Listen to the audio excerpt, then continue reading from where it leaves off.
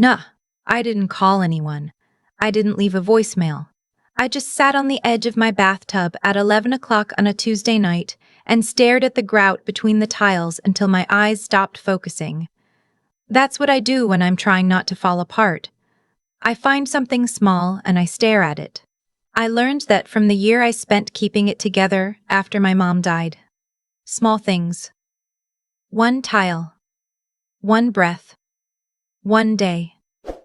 The house was hers. That's the part people don't fully understand when I try to explain it later. It wasn't a house I saved up for.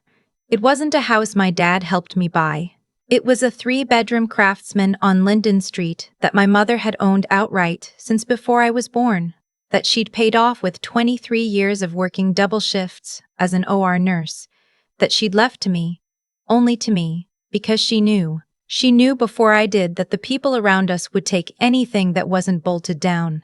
My name is Lena. I'm 31 years old, and for 46 days, I lived like a guest in my own home while my aunt redecorated my mother's bedroom and charged $4,200 worth of furniture to a credit card she had opened in my name. I want to tell you exactly how it happened, not because I want sympathy, but because I spent months feeling like I was the one who had done something wrong, and I don't want anyone else to sit in that bathtub staring at grout and think they're alone. My mother passed in February, ovarian cancer, 14 months from diagnosis to the end. I moved back home in November of the year before, subletting my apartment in Columbus, telling my job I needed a leave of absence, bringing 2 suitcases and my cat and a completely false sense of how much time we had left. We had 4 months. Not 14. The doctors revised the estimate in December, and by January she couldn't get out of bed without help. I don't talk about those months much. What I'll say is that she was more herself at the end than she'd been in years. Funny, sharp, a little bossy about how I folded the blankets. She made me write down her biscuit recipe on an index card and tape it inside the cabinet door.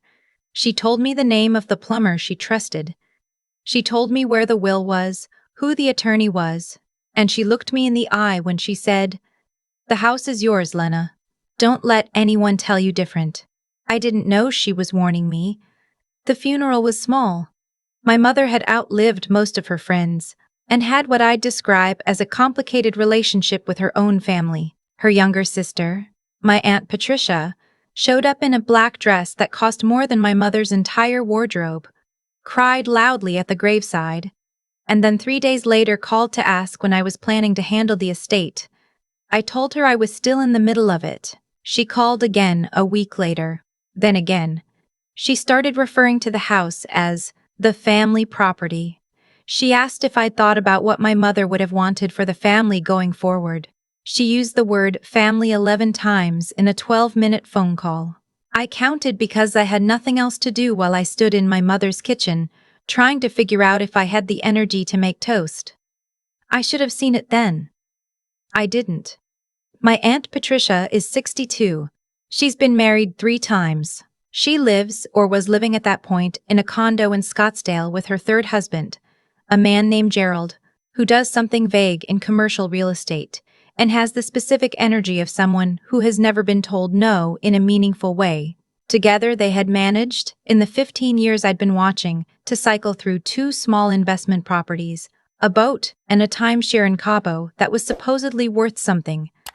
None of it ever seemed to stick. When Patricia called the 4th time, she mentioned, very casually, like it was a minor logistical detail, that she and Gerald were having some temporary issues with the condo. The HOA, some kind of dispute. She didn't get into specifics. She asked if it would be totally terrible if they stayed at the house for a few weeks while things sorted themselves out. I said I'd think about it. I know. But you have to understand, my mother had just died. My aunt was weeping on the phone. She kept saying she wanted to be close to the place where her sister had lived, that being in that house would bring her comfort. I was 30 years old and alone, and still waking up at 3 a.m. to check on a woman who wasn't there anymore. I said 2 weeks. I was very clear. 2 weeks, then they'd need to find their own arrangements. Patricia said, of course, absolutely. 2 weeks is plenty, we would never impose. They arrived with a moving truck. I was standing on the porch when it pulled up. A full-size U-Haul. Gerald got out of the passenger side and stretched like a man who had just finished a long vacation, not someone coming to stay temporarily in a grieving person's house.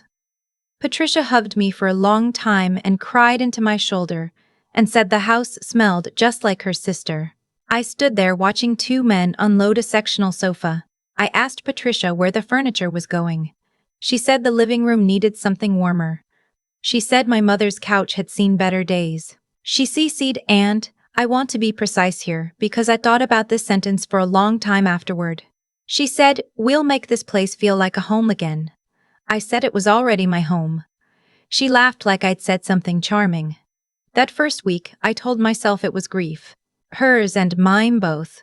That she was processing by nesting, by rearranging, by making herself useful with throw pillows and a new coffee maker that appeared on the counter one morning, without any explanation. I told myself Gerald was awkward, not hostile. I told myself the way they talked about the house, always we should, never would you mind if, was just their communication style. Then I came home from running errands on a Thursday afternoon and found Patricia standing in my mother's bedroom with a tape measure. My mother's room was exactly as she'd left it. I hadn't touched it. I wasn't ready. The quilt was still folded at the foot of the bed the way she liked it. Her reading glasses were on the nightstand. I'd been keeping the door closed because opening it and seeing everything in its place made me feel like she'd just stepped out and would be back soon, and I needed that feeling a little longer. Patricia said the room was too large to leave empty. She said she'd been sleeping poorly in the guest room because the mattress was old. She said this with the tape measure in her hand, in my mother's room, surrounded by my mother's things. I told her that room was not available. She tilted her head at me the way people do when they think you're being irrational. She said she understood this was hard. She said grief makes us hold on to things. She said maybe I should talk to someone about that. I closed the door. When I checked the next morning, her clothes were in my mother's closet. I called my mother's attorney that same day. Her name is Sandra Okafor, and she's been practicing estate law in this city for 28 years. I'd met her twice. Once when my mother set up the will, once at the reading. She answered the phone on the second ring. I explained the situation. There was a pause. She asked if I'd given my aunt written permission to occupy the property. I had not. She said, then she has no legal right to be there. She said I could have her removed. She walked me through what that would look like. And here's the part that I want to explain carefully, because I know it's what people ask about most. Why didn't I just call the police that same afternoon? Why did I wait? The answer is this. Sandra told me something else. She told me that Patricia had called her office 2 weeks after the funeral. She told me Patricia had asked questions about the will, whether it could be contested, what grounds might exist, whether there was any argument that the deceased had not been of sound mind in her final months. Sandra had declined to discuss it, but she told me. And she said, if someone is planning to contest this estate, you want to know everything they've done before you move them out. I said okay. She said, document everything. Dates, times, what you see. Don't confront, don't accuse, just watch. I went home. I watched. Over the next 3 weeks, here is what I saw. Patricia moved my mother's reading glasses into a drawer. She replaced the quilt with a duvet she'd ordered online. I saw the packaging in the recycling bin. She rearranged the kitchen so that my mother's biscuit recipe, still taped to the inside of the cabinet, was behind a cabinet she'd filled with her own spices. She told the neighbor, Mrs. Mesters, Fowler, that she was staying on to help manage the property. She told my mother's friend Dolores that the family was figuring out what to do with the estate. She said this directly to Dolores, who had known my mother for 30 years and who called me immediately after and said, Lena, something is very wrong. I agreed. Gerald, meanwhile, had taken over the second bedroom as an office. He was on phone calls constantly, door closed. Once I walked past and heard him say the words, title transfer, and before anything gets filed. I stood in the hallway for a moment, very still. That was the week I called Sandra again. She had more information by then.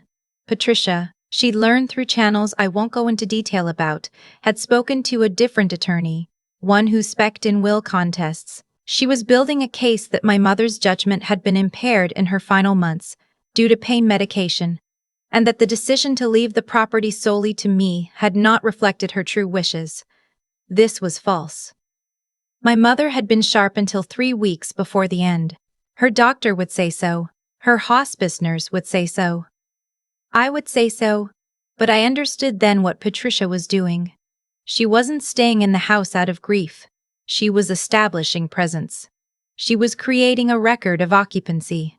She wanted to be able to say in a courtroom, if necessary, that she had been living there, caring for the property, acting as a responsible steward in the absence of clear ownership. And she'd opened a credit card in my name. I found that out on a Monday morning when a statement arrived in the mail. My name, my mother's address, a balance of $4,200 in charges from a furniture store, a home goods retailer, and a locksmith. A locksmith. I checked the front door locks that afternoon. They'd been changed. I had been given a key. One copy. No extras. I went back to Sandra. I laid out everything. The credit card, the locksmith, the title transfer conversation I'd overheard, the pattern of behavior with Mrs. Fowler and Dolores, the tape measure in my mother's room on day 5. Sandra was quiet for a long time. Then she said, "I think we're ready." She had been preparing on her end. The will was airtight. My mother had signed it in the presence of 2 witnesses and a notary at a time when her medical records showed no evidence of impaired cognition. The estate had been filed correctly. There was no legal basis for a contest. And the credit card, that was fraud. Identity theft. A separate matter entirely.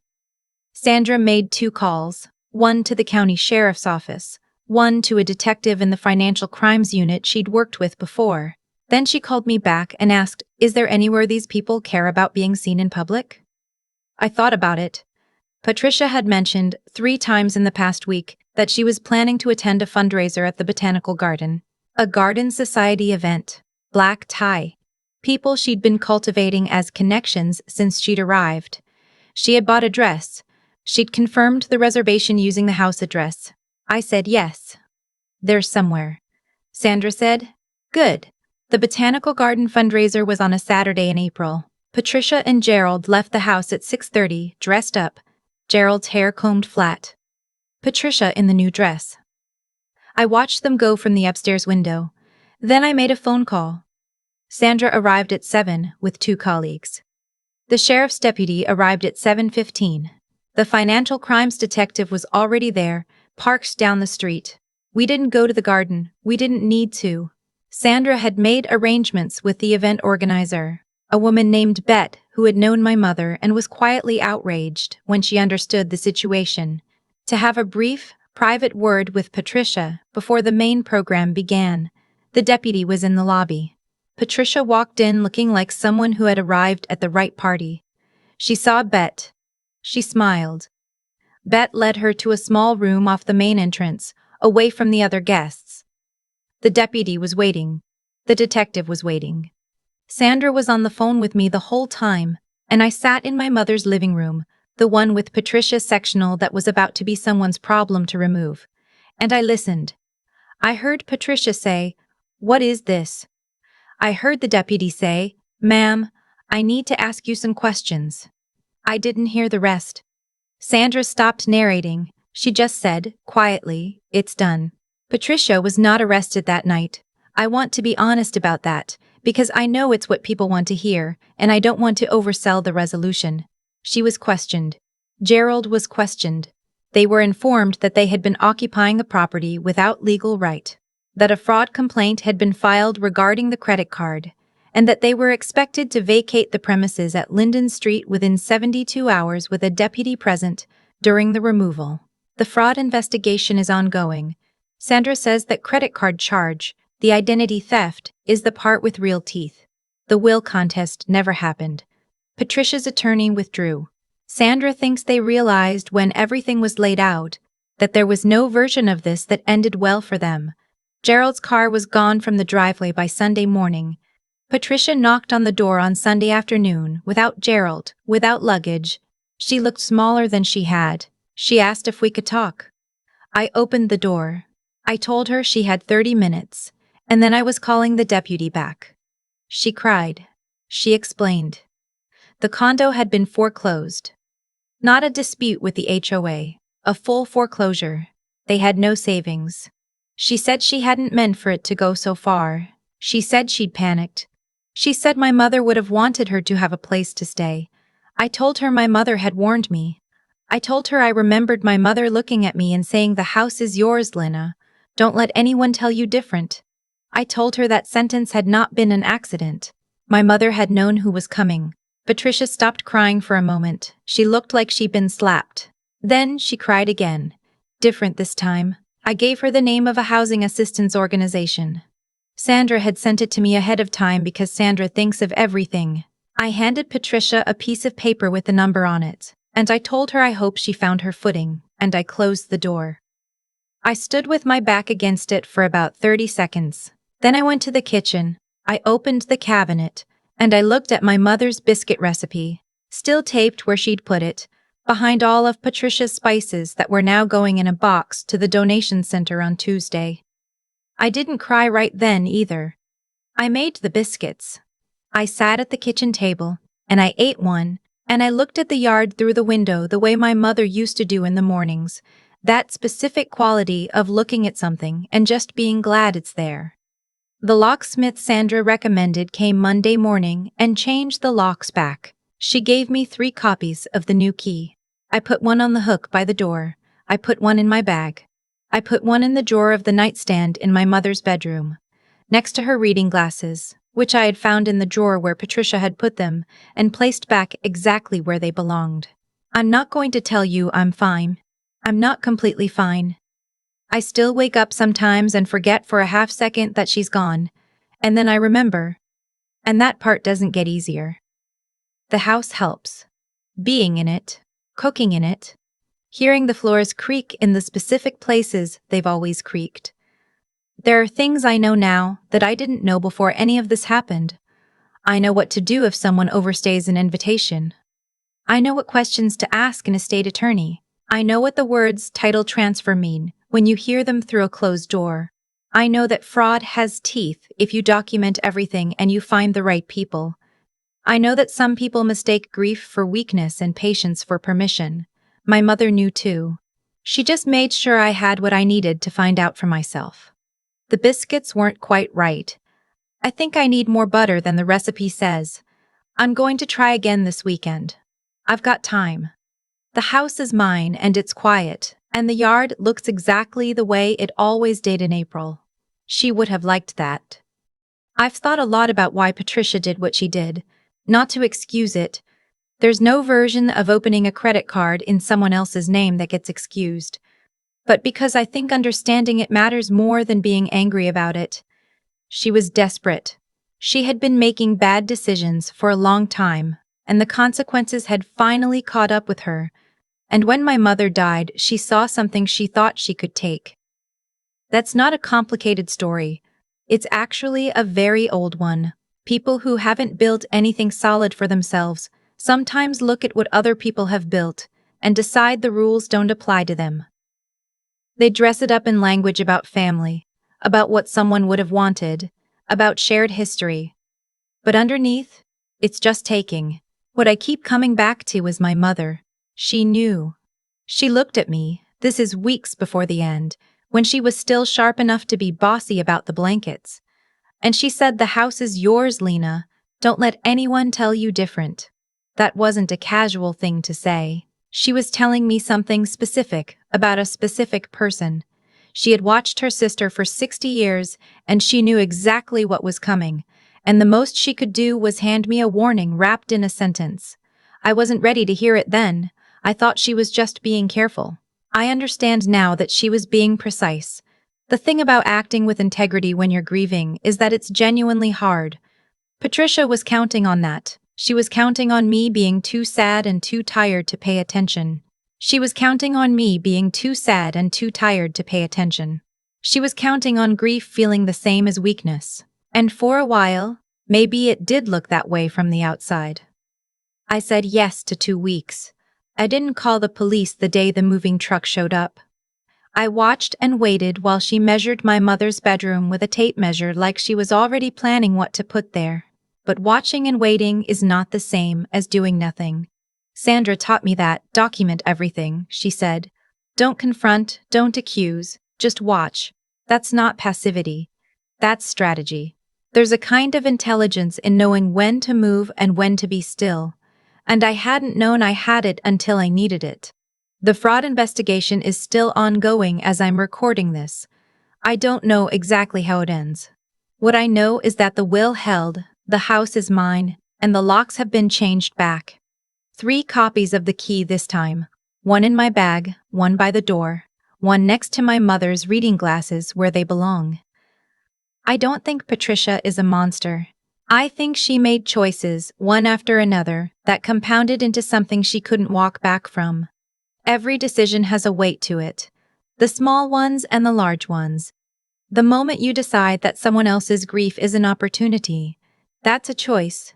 The moment you open a credit card that isn't yours, that's a choice. You build the life you're going to have out of those choices. Slowly, over years. And at some point, you look around and you're standing in your dead sister's bedroom with a tape measure. And the consequences are already in motion. You just don't know it yet. My mother built something honest. She worked 30 years and paid off a house and left it to her daughter because she'd earned the right to decide where it went. Patricia built something different, and it collapsed. I made biscuits last Sunday. Still too little butter, I'll get it right eventually.